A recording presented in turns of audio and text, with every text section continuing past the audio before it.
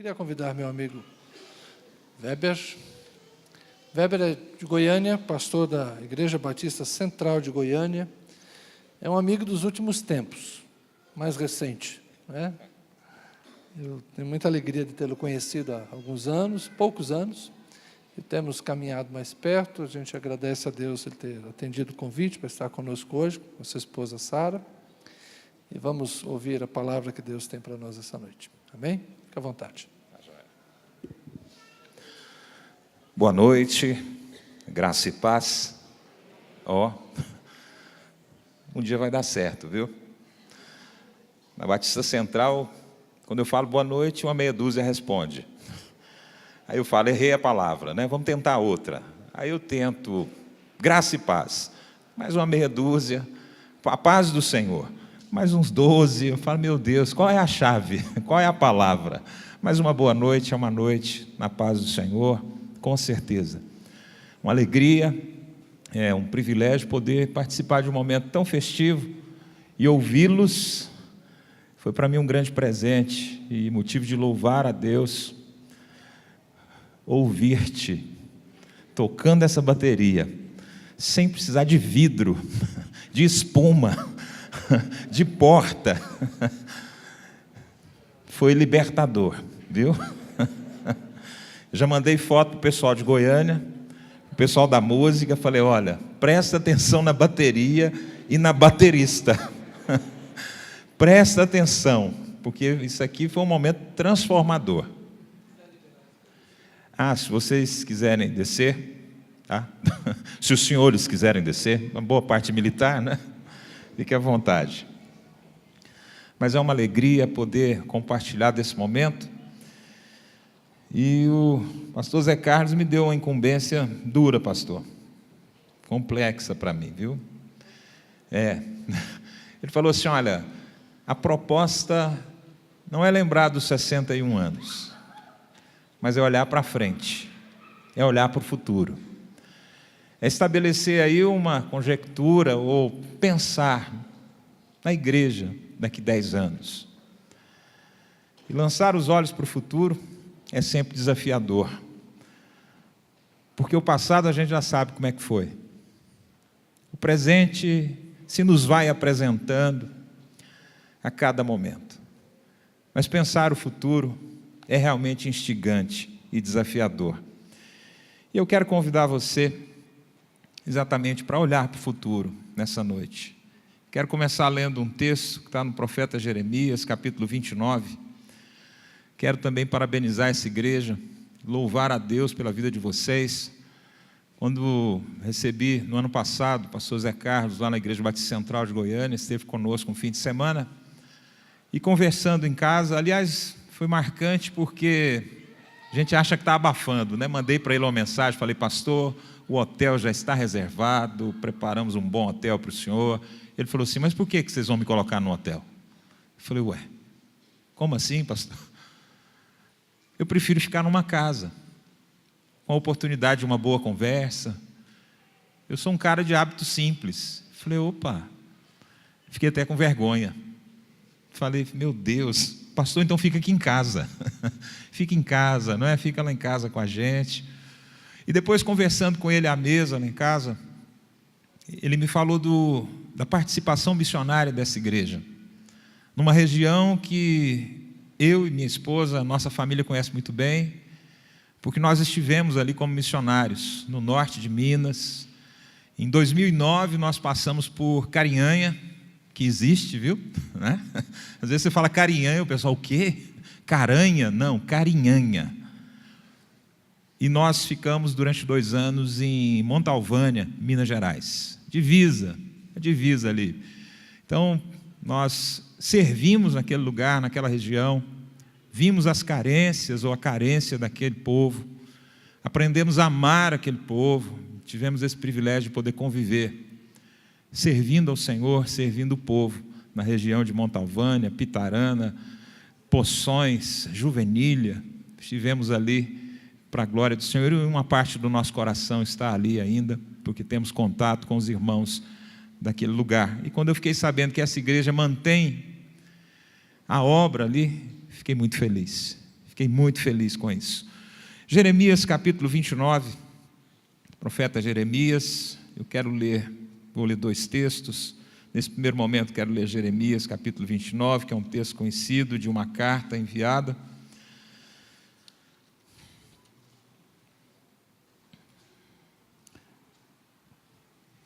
O versículo 11 diz assim: porque eu sei os planos que tenho para vocês, diz o Senhor. São planos de bem e não de mal, para lhes dar o futuro pelo qual anseiam. Há uma versão que diz ainda assim: porque sou eu que conheço os planos que tenho para vocês, planos de fazê-los prosperar e de não causar dano, planos de dar a vocês esperança e um futuro. Você pode dizer amém? Feche seus olhos mais uma vez, vamos orar. Deus, nós te bendizemos porque o Senhor está conosco. Glorificado seja o teu santo nome. Que bom é poder celebrar ao Senhor e reconhecer a tua boa mão sobre nós. Nós já cantamos, ouvimos canções que engrandecem o teu nome, Pai. Nesse momento de compartilhar da tua palavra, que o Senhor seja a resposta para cada um, que o Senhor venha ao encontro de cada um, que sejamos levados a tomar santas decisões diante da tua bendita palavra, Pai. Essa é a minha oração, Pai, e eu te agradeço por essa palavra que pôde ser lida, que podemos tê-la em várias versões, Pai, e utilizá-la como direção para a nossa vida. É a minha oração em nome de Jesus. Amém e amém. Quem nunca desejou ver ou saber o futuro? Imaginar como será? Como é que nós estaremos? Existem aplicativos que mostram a face da pessoa com 10, 20, 30 anos de envelhecimento, não é? Mas hoje eu já não preciso mais desses aplicativos. É só olhar para o espelho que eu já consigo constatar como é que está, não é? Às vezes não percebo porque é gradativo, mas se você para um pouquinho, você descobre que tem uma ruguinha que não estava ali, você descobre que a pele está um pouquinho mais ressecada do que há algum tempo, parece que ela vai perdendo um brilho, mas só comigo, com vocês não, vocês estão bem demais, tá? Eu é que tenho isso. Mas é esse desafio que nós temos, o desafio de olhar para frente, o desafio de olhar para o futuro. Um poeta que não era sacro, ele disse o seguinte: como será o amanhã? Responda quem puder. O que vai nos acontecer? O que irá nos acontecer? Você pode estabelecer algumas conjecturas, você pode imaginar, você pode talvez até sonhar. Eu sou professor de língua portuguesa. Já vi sorrisos aí, né? O pessoal gosta, não é? Quem nunca conjugou um verbo? Quem nunca identificou uma oração subordinada? Olha, tem uns arrepiando. É o Espírito Santo, certeza, viu? Certeza que é. Quem nunca lutou com uma coordenada? Se ela é aditiva, se ela é assindética ou sindética, não é? Mas a gramática nós vamos encontrar o futuro do presente. Ixi, eu vi um tia aqui, ó. Sem manifestações, tá? Que fala a respeito da certeza, de uma certeza relativa de coisas que podem acontecer ou que vão acontecer em momentos posteriores à fala. Existe também o futuro do subjuntivo. Talvez eu vá, talvez eu faça, não é? Mas eu entendo que realmente o futuro é inquietante. O futuro nos traz tantas indagações. Se avaliarmos o nosso mundo, a nossa realidade, é fácil constatar que nós vivemos uma realidade que muda rapidamente. Difícil isso para quem conviveu com o telejogo Philco.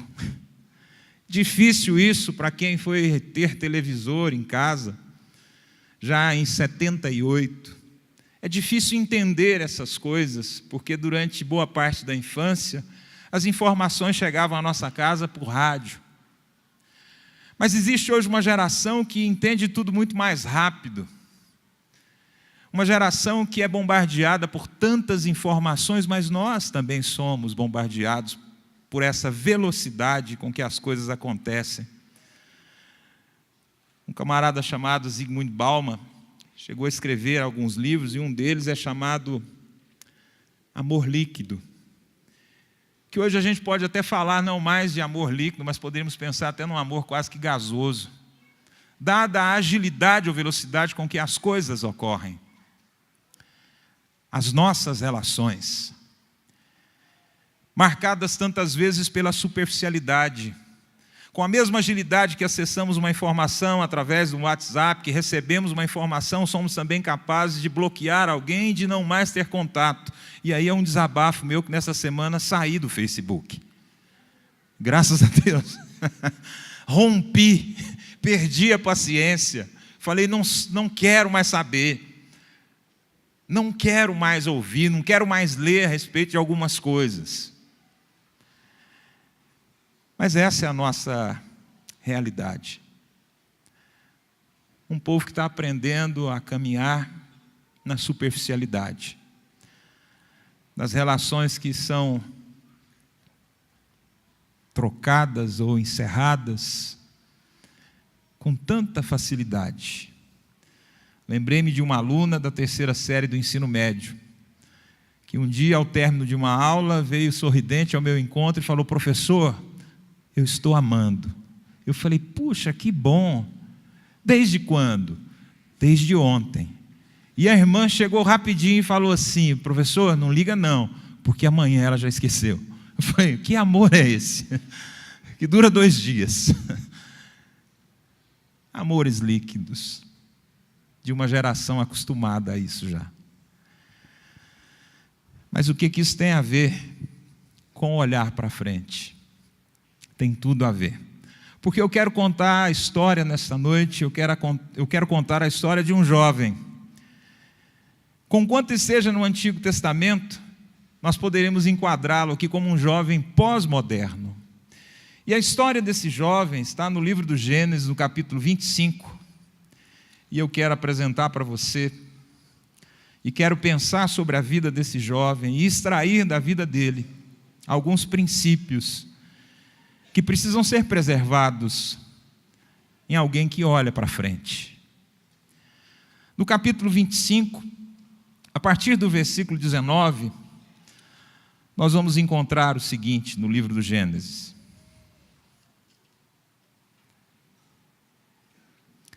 Este é o relato da família de Isaque, filho de Abraão. Quando Isaque tinha 40 anos, casou-se com Rebeca, filha de Betuel, arameu, de Padã-Arã, irmã de Labão, arameu. Isaque orou ao Senhor em favor de sua mulher, pois ela não podia ter filhos. O Senhor ouviu a oração de Isaque e Rebeca ficou grávida de gêmeos. Os 2 bebês lutavam um com o outro no ventre da mãe, de modo que ela consultou o Senhor a esse respeito. Por que isso está acontecendo comigo? Perguntou ela. O Senhor respondeu: os filhos em seu ventre se tornarão 2 nações. Desde o começo, elas serão rivais. Uma nação será mais forte que a outra, e seu filho mais velho servirá a seu filho mais novo. Quando chegou a hora de dar à luz, Rebeca descobriu que, de fato, eram gêmeos. O primeiro a nascer era ruivo e coberto de pelos, por isso o chamaram de Esaú. Depois nasceu o outro gêmeo, com a mão agarrada ao calcanhar de Esaú, por isso o chamaram de Jacó. Isaque tinha 60 anos, quando os gêmeos nasceram. O jovem que eu quero apresentar a vocês, e quero que a gente pense um pouquinho a respeito da vida dele, é o jovem Esaú. Esse personagem que eu posso chamar de pós-moderno, porque na vida dele ou nas ações desse jovem nós vamos perceber muitas características que nós encontramos nos nossos dias. O escritor aos Hebreus, no capítulo 12, nos versículos 16 e 17, ele diz o seguinte: que não haja nenhum imoral ou profano como Esaú, que por uma única refeição vendeu seus direitos de herança como filho mais velho. Como vocês sabem, posteriormente, quando quis herdar a bênção, foi rejeitado, e não teve como alterar a sua decisão, embora buscasse a bênção com lágrimas. A proposta para Esaú, como filho mais velho, era herança em dobro. Mas herança é algo que se recebe depois da morte. É algo que ele poderia ou não receber, porque o pai poderia perder tudo, ou ele, o filho, poderia morrer antes de o pai falecer. Herança não é para o imediatista. Herança é para aquele que sabe esperar, que existe um tempo para se aguardar. E a primeira advertência, e eu propus aqui 4 advertências fundamentadas na vida desse jovem. A primeira delas encontra-se no versículo de número 29, que diz o seguinte: certa vez, quando Jacó preparava um ensopado, Esaú chegou faminto, voltando do campo. Tem alguém faminto aí? Não, né? Tem uns que se manifestaram aí. Fica tranquilo, você vai ter seu problema resolvido. Vai parecer coisa de dieta, ou mesmo de uma nutricionista, mas a primeira advertência para nós, ou para essa igreja, ou para nós como igreja do Senhor é: cuidado com o seu apetite. Cuidado com aquilo de que você tem fome. Cuidado.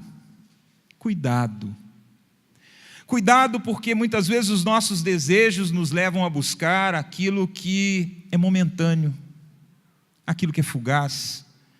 Essas urgências que nos fazem esquecer princípios.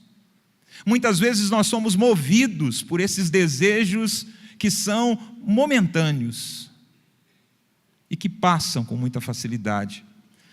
Numa das conversas, ou num dos diálogos mais belos que nós encontramos na Bíblia, Jesus, isso descrito ali no Evangelho de João, no capítulo 4, quando ele se encontra com a mulher samaritana.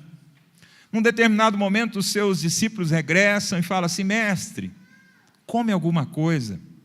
E a resposta de Jesus a esses discípulos é: olha, eu tenho uma comida para comer que vocês não entendem. E ali tem um burburinho entre os discípulos: será que alguém trouxe algo para ele comer e nós não vimos? O que aconteceu? E Jesus fala assim que a comida dele era cumprir a vontade do Pai. Lembrei-me de um testemunho de um pastor, há algum tempo, por meio da missão Portas Abertas, eu ouvi o testemunho desse homem que estava encarcerado na Eritreia. E depois de passar um bom tempo encarcerado, ele teve a oportunidade de negar a sua fé e assim ele teria liberdade. E quando questionado se negaria, o filho disse: pai, Deus conhece o teu coração. O Senhor sabe da pureza da fé que o Senhor tem. O corpo do Senhor não está aguentando mais. Sabe qual foi a resposta daquele pastor? Sim, eu amo a mensagem da cruz. Até morrer eu a vou proclamar. Levarei eu também minha cruz, até por uma coroa trocar. Cuidado com aquilo de que você tem fome. Cuidado com seus apetites. A segunda advertência que eu encontro também na história desse jovem, do jovem Esaú, está no versículo de número 31 também desse capítulo 25. Respondeu-lhe Jacó: venda-me primeiro o seu direito de primogenitura, ou o seu direito de filho mais velho. Sabe qual é a advertência? Cuidado com as propostas que você recebe. Cuidado com as propostas que você ouve. Na carta de Tiago, no primeiro capítulo, no versículo 13, nós encontramos o seguinte: quando alguém for tentado, jamais deverá dizer, estou sendo tentado por Deus, pois Deus não pode ser tentado pelo mal, e a ninguém tenta, cada um, porém, é tentado pelo próprio mau desejo, sendo por este arrastado e seduzido. Então esse desejo, tendo concebido, dá à luz o pecado, e o pecado, após ter se consumado, gera a morte. Cuidado com as propostas que você ouve. E eu entendo que muitas das propostas que ouvimos, na verdade elas não são ditas, mas elas nos são apresentadas tantas e muitas vezes. Isso tem tudo a ver com os nossos dias, através de imagens. Isso tem tudo a ver com a nossa realidade, não é? Está aí uma marca da nossa época, esse mundo visual, esse mundo de um cotidiano marcado por imagens. Não basta viver, é preciso mostrar. É preciso apresentar, e aí surgiu a expressão selfie, não é? Que se a gente for buscar uma tradução, é o eu mesmo, mas aí tem o acréscimo de um sufixo carinhoso, então seria o euzinho. E esse euzinho, ele é tão sério que marca até as canções que a gente canta hoje. Não chore se o mundo ainda não notou. Já é o bastante Deus reconhecer o seu valor. E a gente às vezes ouve, canta isso, se emociona. Só que nós hoje valorizamos muito mais o eu e nos esquecemos de Deus, da vontade do Senhor, do propósito do Senhor. Eu já disse para alguém, e vou continuar dizendo, se há uma música que toca no céu, pastor Zé Carlos, quando os anjos se reúnem, está Jesus ali, o Pai, é você não vale nada, mas eu gosto de você. Eu tenho essa teoria, tá? É a música cantada para nós lá, viu? Então para com isso, de ouro de Ofir. Esquece isso aí. E nos anos 90 a gente cantava, você tem valor, o Espírito Santo se move em você. Sim, o Espírito Santo habita em nós, mas não é porque você tenha mérito para isso. É graça, amazing grace, coisa extraordinária, é a ação do Senhor por nós. Nunca passou pelos nossos méritos, e alguém já disse que quem se apresenta diante do Senhor e mostra os seus méritos não conhece a Deus e não conhece a si mesmo.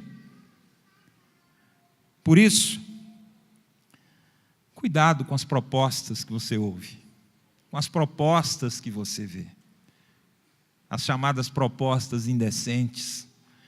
Foi uma proposta dessa que Esaú ouviu. Eu te dou esse prato aqui de ensopado, mas venda-me primeiro o direito da primogenitura. Mas continua o texto, e eu vou partindo aqui para... Vou te alegrar agora, hein? Penúltima advertência. Não? Ó. No versículo 32, nós vamos encontrar o seguinte: disse Esaú, estou quase morrendo, de que me vale esse direito, se eu estou quase morrendo? Eu tenho uma filha com 18 anos, é a mais velha, a Camila, uma criança ainda, viu? 18 anos, mas é uma criança, tá? É uma criança, para o papai, né? A menininha do papai, é mesmo, né? Dia desse ela me ligou e falou, pai, aos prantos. Falei, meu Deus, aconteceu uma tragédia em casa. Falei, o que foi, minha filha? Pai, eu não consigo nem falar. Falei, o que foi, minha filha? Fala. Meu celular quebrou a tela. Falei,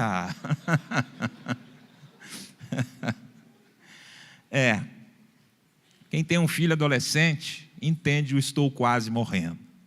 Sem isso eu não vivo. Os casais de namorado a gente ouve isso, sem ele eu não vivo. Sem ela eu não vivo. Vive. Você vai descobrir isso que você vive. Você vai descobrir isso. Mas qual é a terceira advertência? Cuidado com as suas prioridades. Cuidado com aquilo que você estabelece como prioritário para a sua vida. Cuidado. Porque é você que estabelece. É você que vai estabelecer uma relação hierárquica aí. Eu entendo que esse mundo moderno nosso, de tanta propaganda, a propaganda tem a capacidade de criar em nós a necessidade de coisas que nós realmente não necessitamos. Tempo desse eu fui a um supermercado e de repente no áudio surge aquela voz impostada, meio Cid Moreira, e fala assim, na seção de hortifrutis, batata inglesa, 9 centavos. Eu falei, meu Deus, que isso? Saiu eu correndo com uma multidão de senhoras, né? Quando chega no balcão de batata, eu pego o maior saco, eu encho aquele saco com batatas, pego um outro saco, o segundo saco e põe batata, vou para o terceiro saco, sentindo-me vitorioso, coloco aqueles 3 pacotes no carrinho e vou para o caixa. Quando chega no caixa, pesa aquelas batatas, eu estava comprando quase 15 quilos de batata. E a moça fala assim, olha, o senhor vai pagar poucos reais ali. Eu falei, meu Deus, que beleza. E aí quando eu chego no carro, eu estou colocando as batatas no carro, eu falei, mas o que eu vou fazer com essas batatas? Batata frita, batata cozida, purê de batata, nhoque. Deixa umas apodrecer para jogar em alguém, né? Cuidado com as suas prioridades. Cuidado com aquilo que você estabelece como prioridade, porque existe uma diferença gritante entre aquilo que eu quero e aquilo de que realmente eu tenho necessidade.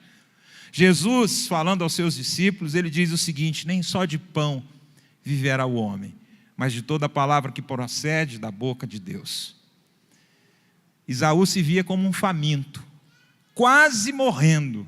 Era assim que ele se via, mas não estava. Muitas vezes nós fazemos isso. A última advertência, que está no versículo de número 32, no momento em que ele diz assim: de que me vale esse direito? A advertência para alguém que olha para o futuro: não despreze o que é eterno. Não banalize o sagrado. Não abandone aquilo que é perene. Não despreze o que é eterno. Porque nós temos aprendido e infelizmente temos trocado o que vai para a eternidade por poucos minutos nessa terra. Nós temos vivido como se o máximo da vida com Deus fosse aqui. Claro que não proponho a você um escapismo, não apresento como saída para nós o portar um bilhete da salvação aguardando que o Senhor nos chame para Ele. Mas eu entendo que, enquanto os nossos olhos estão à nossa volta, procurando aqueles a quem possamos abençoar e a quem possamos receber e acolher, como instrumentos nas mãos do Senhor, nós não podemos também perder no nosso coração a certeza de que aquele que imagina que o melhor do Senhor é nesse mundo está completamente equivocado. O apóstolo Paulo diz que nem olhos viram, nem ouvidos ouviram, nem jamais penetrou em qualquer mente ou coração humano. E é isso que o Senhor tem reservado ou preparado para aqueles que o amam.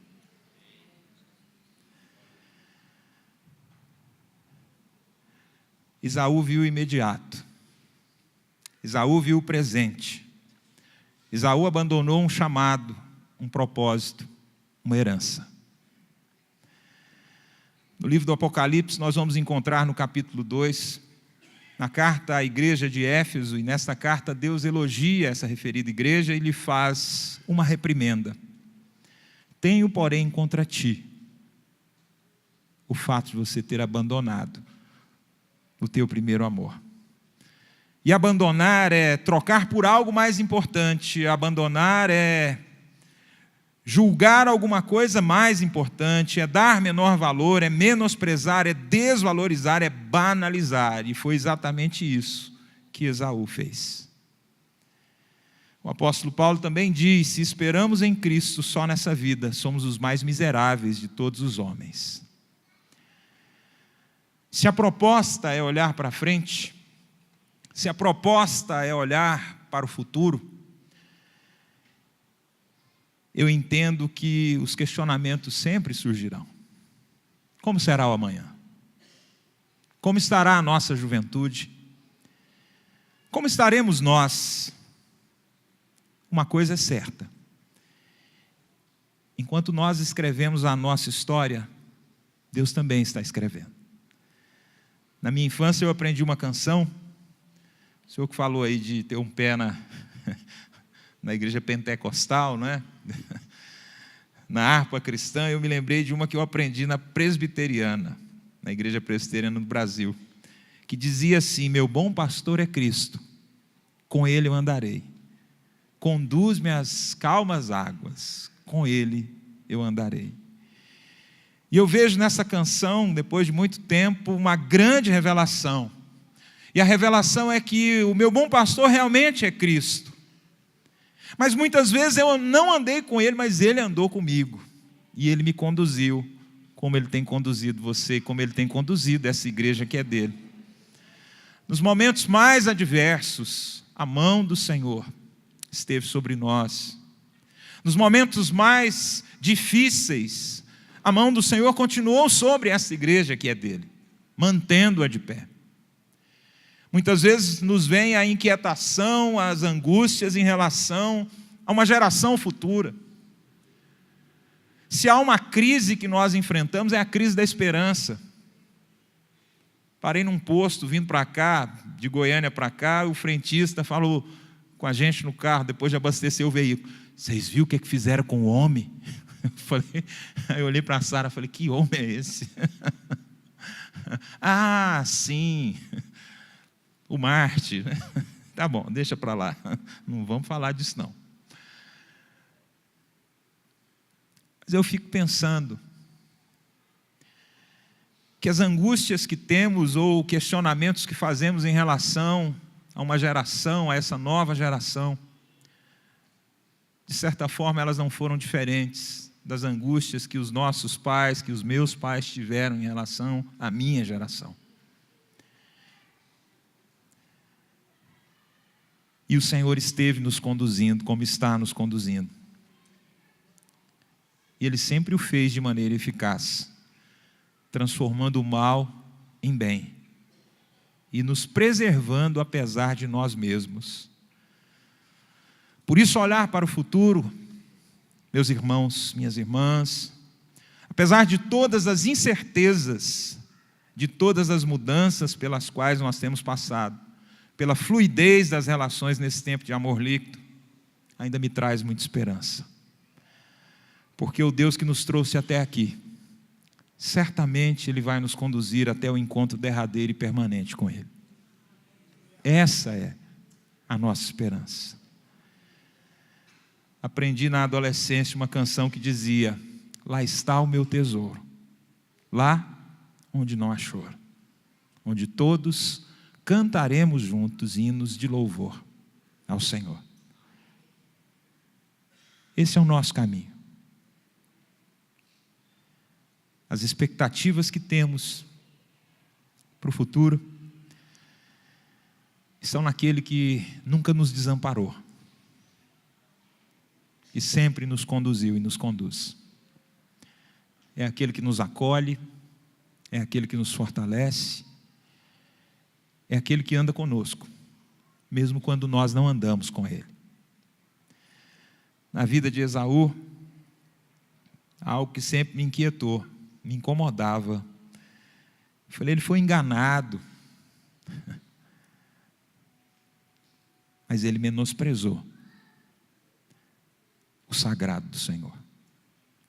Ele menosprezou o próprio Senhor.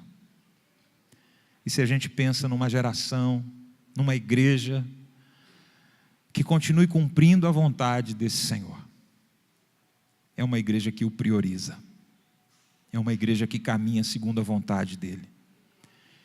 E aí, a gente pode ter a certeza que não existe ação nenhuma que o ser humano possa fazer para impedir o cumprimento do propósito eterno do nosso Deus.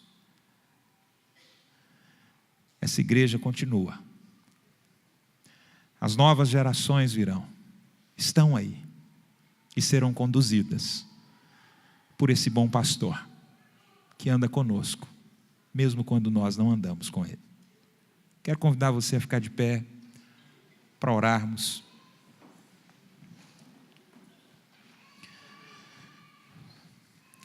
Feche seus olhos. Momento de celebração, mas é um momento de olhar para frente e saber que existem tantas coisas para serem feitas e que Deus escolheu contar conosco para isso.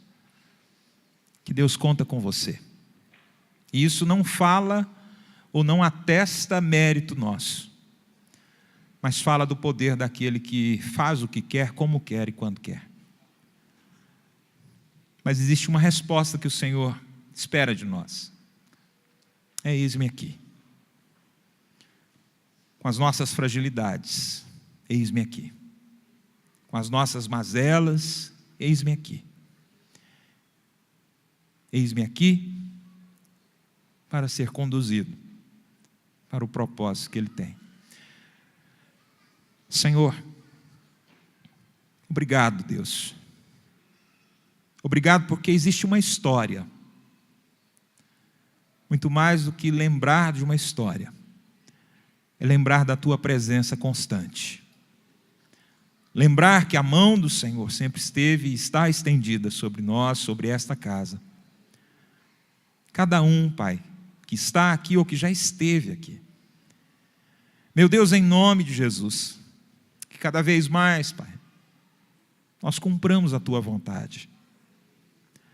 Não nos deixe, Pai, ser consumido pelos nossos desejos, pelas nossas vontades, mas que o desejo profundo e intenso nosso, Pai, a nossa escolha diária seja o Senhor, Pai, seja cumprir a Tua vontade. Pai, em nome de Jesus, eu apresento este povo, Pai, eu apresento as nossas vidas, reconhecendo quem nós somos, reconhecendo que sem Ti nós não podemos nada. Ajuda-nos, Senhor. Ajuda-nos a ter profundidade. Ajuda-nos, meu Deus, a olhar para o outro. Ajuda-nos a estender a mão. Ajuda-nos a acolher. Ajuda-nos a manifestar o Teu amor, Pai. Ajuda-nos, meu Deus, a receber todos aqueles que o Senhor recebe, como nós. Ajuda-nos, Senhor. Nós olhamos para frente, e nesse para frente, o que nós vemos é o Senhor.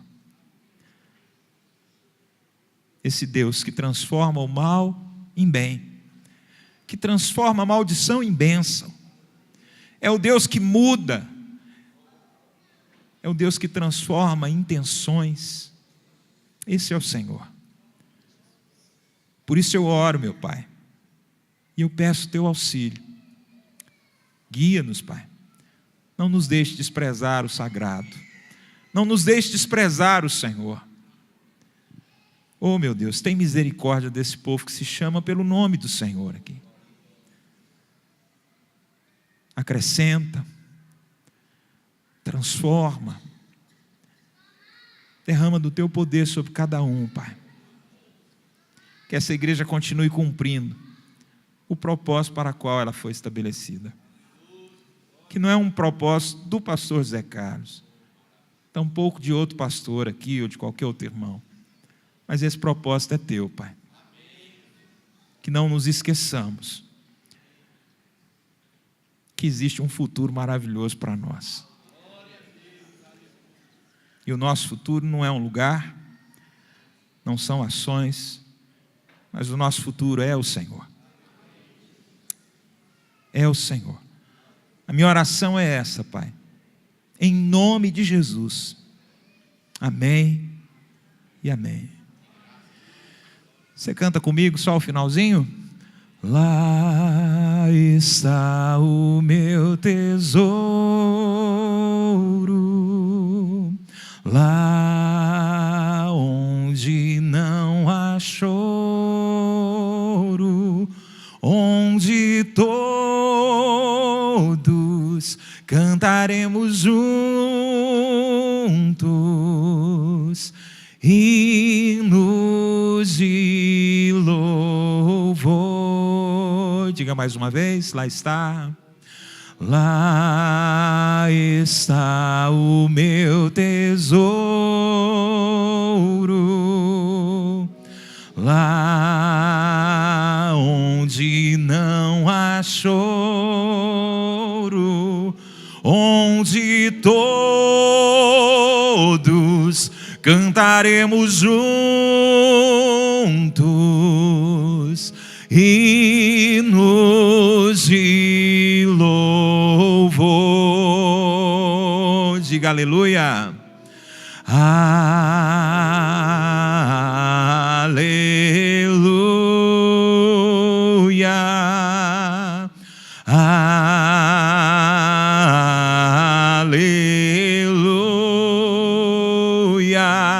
aleluia, aleluia, hinos de louvor ao Senhor.